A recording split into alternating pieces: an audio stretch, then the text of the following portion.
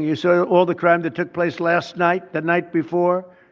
The woman with the burning, they burned the woman. To be talking about that now, they burned this beautiful woman riding in a train. A man was arrested 72 times. 72 times, think of that. And they'll let him out again. The liberal judges will let him out again. But we're ready to go. You know, we've been moving toward Chicago. We have a governor that thinks it's wonderful that only like 7 people were killed this week. But we are moving toward doing, and we're going to, if crime gets, it's horrible what's happening in Chicago. We could make Chicago a safe city in a period of 4 weeks. In a period of 8 weeks, 9 weeks, 10 weeks, it would be totally safe. And the people of Chicago want us to go there. And if you look at the crime that's taken place in Chicago in the last 2 weeks, just take a look. It's on the front page of every newspaper. It's out of control. The mayor is incompetent, and the governor is a big fat slob. He ought to invite us in, say, please make Chicago safe. We're going to lose a great city if we don't do it quickly. Make Chicago, we'll do the same thing as we did in D.C., the same thing as we did everywhere we've gone. It's become almost instantly safe. And I want to do it in Chicago. So Governor Pritzker, if you're listening, let's get your act together. Invite us in. We're going to make your place so safe. You're not going to have these crimes that are making the newspapers and the front page of every newspaper and television story, news story. We'll make Chicago a safe place very quickly. I looked at the various cases. Horrific story out of Chicago. A man with a long, violent criminal history is facing a terrorism charge after police say he set a woman on fire on a train. Shanley Painter joins us now with more. And Shanley, we saw this take place in New York and now Chicago. Right, Carly. So police say the 26-year-old victim was riding the Blue Line train in Chicago around 9 p.m. when this man, 50-year-old Lawrence Reed, allegedly approached her from behind, removed the cap from a bottle of liquid, and then poured it all over the victim's head and body. The woman attempted to fight off Reed, and then she ran, but Reed eventually caught up with her. Police say that after igniting the bottle and then he dropped it, he used it to ignite the bottle and then set the victim on fire. What is it with young liberal white women and repeat offender monstrous black men killing them and attacking them on public transportation as of late? They're either shooting them, they're stabbing them in the neck, they're setting them on fire, they're punching them on subways. You know, the crazy part is that it's the black community celebrating this, but secretly. Like, you won't know this, but they will make donations to these people's GoFundMe. They like the fact that you're harming white people on their behalf. And these are the same people that you were protesting with your fist up, talking about Black Lives Matter. Actually, that's the crazy thing. You saw all the crime that took place last. The crazy thing about the victim. She actually had a Black Lives Matter. She had a Black Lives Matter profile picture on her Facebook for a while. She was a supporter. She had the communist fist up. She was one of basically the people that was supporting the whole prison reform, where she was saying that putting dangerous black repeat offenders in prison for life was racist. They listened to her and they said, you're right, let's reform the program. And what does prison reform mean? It means we're just going to let criminals that should be in prison, or we're going to just let them out of jail.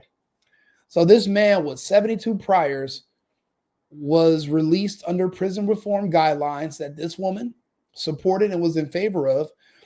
And unfortunately, a psychopath that wanted to go home for the holidays set her on fire. And what I mean home for the holidays is the men that are attacking these women, because they're mentally ill, they don't work, so they don't function in society. They're living on the streets. They're in and out of prison their whole life. Prison is home. They have a bed there, they have a toilet, they have a shower, and they're fed. It's akin to slavery, except you don't have to do the manual labor part, but there's a master, there's a warden who's telling you what to do, when to do it. There's people to make sure that you're doing what you're supposed to. Your life is structured. It's getting cold in Chicago. He would be living on the streets. He wanted to go back to prison. But how do you can't break into jail, and you can't just show up and say, hey, let me in. I want to be here for a few months. Excuse me, until the spring or until it warms up, or just indefinitely. Just let me come stay here. You can't do that. You're going to have to commit a crime. But this man has been, they keep letting him out of jail. He doesn't want to get out. So he was like, you know what? I'm tired of them kicking me back out there on the streets where it's cold and I don't have food and I have no shower. So let me do something this time where they're going to just keep me in here longer. Because he missed his vacation. You know, that's what prison is nowadays. Vacation. You go there to get away from the stress of your family, the stress of paying bills. You get to just play video games. You get to play games all day, chess, poker, hang out with your buddies. It's not really even a punishment. So these people are on the streets and they're dying to go back. That's why they want to let them out. They want them to hurt these people, specifically white people. They want them to attack them and hurt them on their behalf. Why do you think there's no prominent black leaders or anyone coming out to speak out against these murders, to say, hey, this is wrong, we should not be attacking these people? You don't see D.L. Hughley or any of these other gay black celebrity men denouncing any of this because they love it. That's why I keep telling people, why do you insist on coexisting next to people that want you dead? You know, this is their fantasy come true. A defenseless white woman or a white child, you know, like the woman that just got convicted of walking up to that mother and son and stabbing the kid and killing them in front of the mother. You know, there's a war going on that you don't even know that you're in, but you're the target. They're scared to death of your white men. So they go after the soft targets. They go after the women. They go after the children. 72 arrests. This man had no business being on the streets, no business being available. You know, there's surveillance footage of him at a gas station filling up a bottle with gasoline and then walking off. Why are they letting just some random man fill up a cup, not a gas container, but a cup, like a water bottle full of gasoline, just to walk around with it? And then he finds a defenseless, innocent white woman, specifically a white woman, because the other people on the train were blacks. He went after her purposely, the same way that other maniac went after the Ukrainian girl that was just sitting on the train. But you see how ridiculous liberalism and feminism makes you? As a woman, feminism tells you you can fight. You can fight a man. You're stronger than a man. You don't need a man. And liberalism, you depend on the police. You think that society can help you and people can save you, and you don't need a man. You don't need a family. You don't need to listen to a father. You don't need to listen to a brother. You don't need a husband. What society is showing us going forward is that with the fact that law enforcement is going to be decreased going forward because black culture has overrun American culture, under black culture, there will not be law enforcement because that's a part of the agreement. They want to be able to get away with crime and in exchange for their votes. So the politicians that come in will always advocate for removing funding from police organizations. So you're not going to be able to lean on law enforcement. You're going to need a husband. Why these women are thinking that they can still walk around by themselves, take themselves to work, go to the gym, walk home from clubs, ride the subway by themselves, buses by themselves. Did you know that's like a relatively new thing? Women didn't start doing that until maybe the last 10 or so years. Before that, most women understood the inherent dangers of riding public transportation or even walking the streets at night alone by yourself. But this false sense of security and illusion is a delusion. Literally, you're so liberal that you trust psychotic, mentally ill black men sitting behind you on public transportation. And you're not at all the least bit worried about one of them, I don't know, punching you in the back of the head, stabbing you in the throat, or deciding to immolate you with gasoline randomly.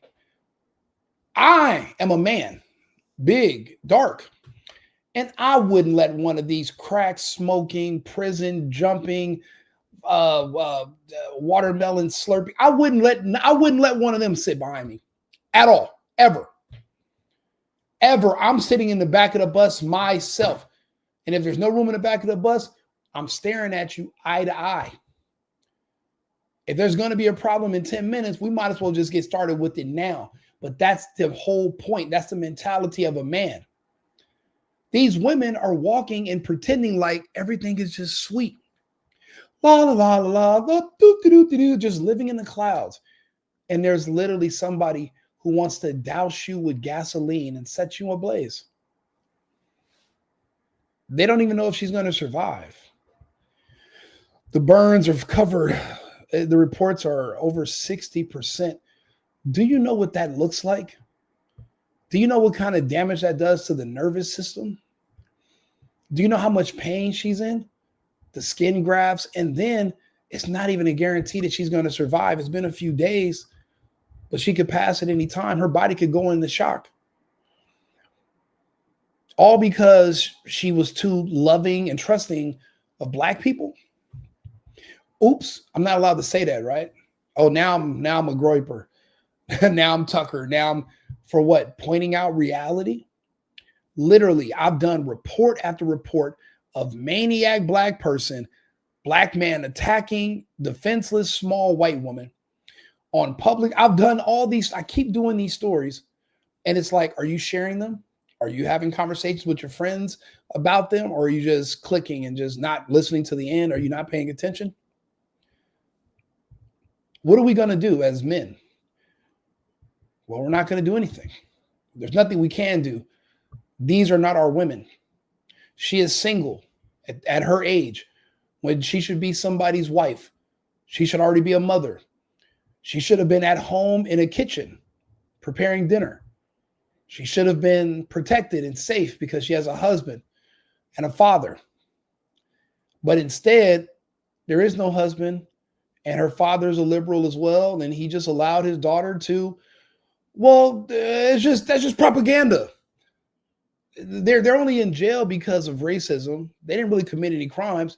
Racist, white supremacist police officers just drive around black areas. They knock on doors and they just make up lists and they say, "Hey, is your name John Johnson?" He's like, "Yeah." You're going to jail. And they just arrest random black people who don't commit crimes for no reason. They just pick them off the streets. They're all innocent.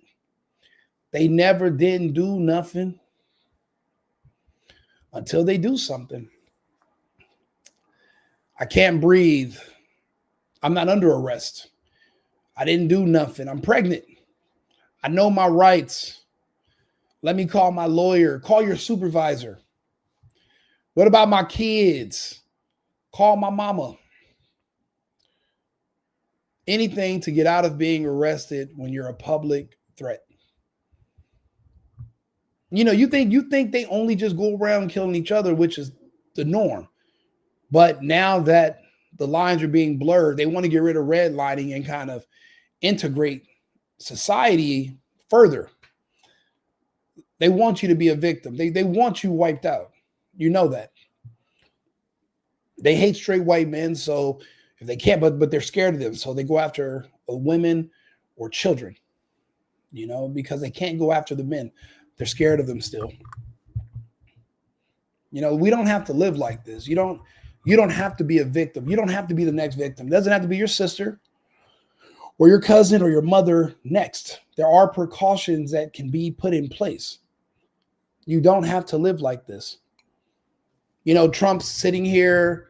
He's been begging to go into Chicago, but you got a Marxist mayor, a black guy, Brandon Johnson, who hates white people, who's literally probably going to throw a party tonight to celebrate what happened to this girl, Mrs. MaGee. He didn't come out and denounce it. He never will. The governor, the slob Pritzker that Trump was referring to, he wants this crime to continue. It's all a part of the agenda. By any means necessary, brick by brick, they will pull down our republic. And the fact that they're able to shame and manipulate people into just kind of laying down their arms and just accepting it's scary to me. It means it means that, I'm kind of, it's like, am I one of the only people fighting by myself? Where's the rest of us? Everyone's just so scared to fight. Everyone's scared to physically fight. Everyone's afraid of getting hurt. Everyone's afraid of dying. Newsflash, they're going to come kill you anyway. And your kids. And they're going to set your women on fire. And you're going to let them, if you're going to be too cowardly to step out here into the fray, say something about it and do something about it. When I say America first, I mean Americans first. The people that we're fighting against, the people that did this to her, they don't even consider themselves Americans. They hate America. They're our enemies, living right next to us, speaking the same language. It makes it difficult because they know the topography and they know how to manipulate the system and pervert the laws to protect themselves when it's convenient. In the meantime, we're just sitting ducks. Depending on where you live, on how blue your area is, how many Democrats are in your local government, you're not able to defend yourself. The tenets of the First and Second Amendment of the country have been removed. You can't have weapons. There is no self-defense clauses. And if you're white, you're screwed because they will throw the book at you. The way they tried to do Daniel Penny and Daniel Pearson. The way they just did the man that the 67-year-old senior citizen that had to kill those muggers. They're sending him to jail because they're saying his gun that he used wasn't registered. They're looking for any loophole to go after anyone white, anyone straight, anyone male that they can. And we're watching it happen in real time, and everyone's just afraid to say something. What are you afraid of? They're going to come after you no matter what. You're damned if you do, damned if you don't. But wouldn't you rather at least give them a reason to want to come get you? You don't have to live like this. You don't have to be a victim. It's heartbreaking knowing what this woman went through. She's going to be in the hospital. She's in the hospital right now. Her family is already planning on being in there with her on Thanksgiving. But there's no guarantee she's going to make it to the day after. There's no guarantee she's going to live till Friday. And then what does the recovery look like when 60% of your body has been melted? What do you do? How do you get a husband and get married and have a family? All the things that we take for granted that we think we can just do anytime, you don't have that option. The new world we're coming into, this new country, you are going to learn that you need men, that you need husbands, not for money, but for protection. It's a scary, lonely, and dangerous world. Don't forget, depending on where you live in these cities, you're surrounded by a bunch of black people who live off of a government that enables them to harm you because even the government hates you because you're the only ones historically that have been able to stand up to the government and make changes. You know how the system works. If anything, people think it works in your favor. They're afraid of you. So they want to let everybody out of prison. And these people are raised to hate white people from birth. They get a flat tire on the road, must be white people. They have fantasies of some evil white man that torments them and follows them to job interviews and follows them to work and follows them to the bathroom if the toilet doesn't work. Oh man, well, must be white people. They're raised this way. And then you wonder why they all of a sudden want to commit acts of terror. It's enabled, it's promoted. A literal army built by the media around you. They envy you. They envy your family. They hate you. They hate your kids. They hate your family structure. They hate that there's fathers in your homes because they don't have one. And you think you can just get on a bus or a subway and they're not going to want to take a shot at hurting you? You're naive. We call it a normalcy bias. You're going to have to get over that. Your normalcy bias is to now expect yourself to be punched, stabbed, or set ablaze when you ride public transportation without a man with you.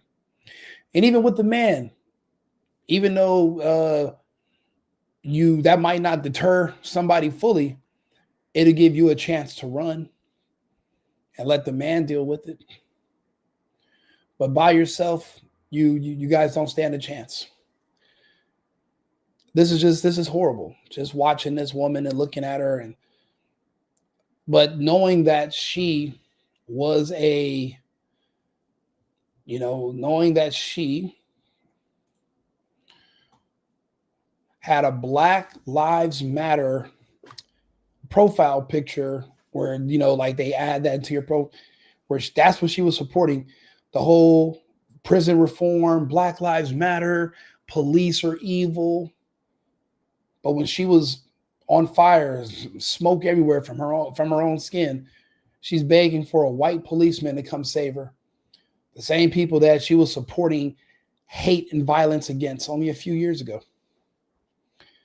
Those same white people that you guys all pretend to hate are the same ones you're going to be begging for to come save you. It's a shame how this is all panning out, and there's really not much that, things are already set in motion. There's a lot of these psychos walking around every day. They're ticking time bombs. And these liberal women are just trusting and believing that white police officers are the problem and not the maniac monsters that they're locking in prison. When the vaccine first came out and all these different people were talking about whoever doesn't take it should go to jail and this, and then you see that they had a vaccine-related death shortly after. Blood clot, heart attack, aneurysms, cancer, turbo cancer. We say that those people fell on their own sword. That's the phrase we use. And not to mock this woman, but when you're supporting Black Lives Matter prison reform, and then a Black person with 72 arrests that gets released, sets you on fire and tries to kill you, or pretty much kills you, that is the equivalent of you falling on your own sword. People try to say, oh, she probably just didn't know. It was years ago, this and this. Whose fault is it that you don't want to think about your decisions? You want to be so loving, but remember, for you to love these Black people, you have to denounce white people. You have to hate them too. You have to hate the white men. You have to hate police. So you can't say, I love white people and I love police, but also love Black people. No. To be a supporter of Black Lives Matter, you have to choose one and denounce the other. There is no kumbaya. There is no relationship between the two. You're either on one side or the other. Now, I pick my side. I choose the sides of law enforcement and white people. Period. I'm not invited to the cookout, but I'll be honest, the Kool-Aid had too much sugar in it anyway. Diabetes is a problem, heart disease. I'm cool on the cookout. Please bring me some casserole with raisins in it. That's fine with me. I'll live. I don't need all that salt on my chicken anyway. Bad for your blood pressure. But but she's a victim today. There's going to be another one tomorrow and the day after. But if you share this video and you speak to these women and you give them this new information about the new dangers, there's a brand new breed of criminals out there, and you were convinced a few years ago that they're not criminals, we're going to reverse that now. And your guard needs to go back up. 5-10 years ago, if a white woman seen a group of Black men that looked dangerous walking towards them, if they were smart, they'd grab their purse and cross the street. Now these people are walking directly through the crowd thinking everything is going to be just okay, and then they get their head busted open and robbed. And then they sit there and look crazy. Cross the street again. Learn to distrust. A little bit of racism would have helped this woman. If she was a little bit more racist, she would have never been on fire, because she would have stepped onto that bus, seen all them Black people and said, you know what? I'd rather walk than be in a small confined space with such dangerous people with horrible histories. You have to literally wipe your memory of the history of everything you see on the news every day about all these different criminals and the pattern. You know, to call pattern recognition racist is ridiculous. But if she would have just followed this pattern and understood where she was and understood the dangers of getting on that train or on that bus, she wouldn't be in the hospital right now. Just a smidge of racism would have helped her. It would have been healthy for her. But it was shamed out of her by her family, by the TV, by the media, her school, her teachers. They all were just trying to set her up. And they just, you know, they scored another one today. And it's unfortunate. You got to keep your wits about yourself. You got to keep your guards up. You don't want to be next. Shit, I pay a lot of money to live as far away from them as possible because I don't want to be next. You should at least implement half of the precautions that I do.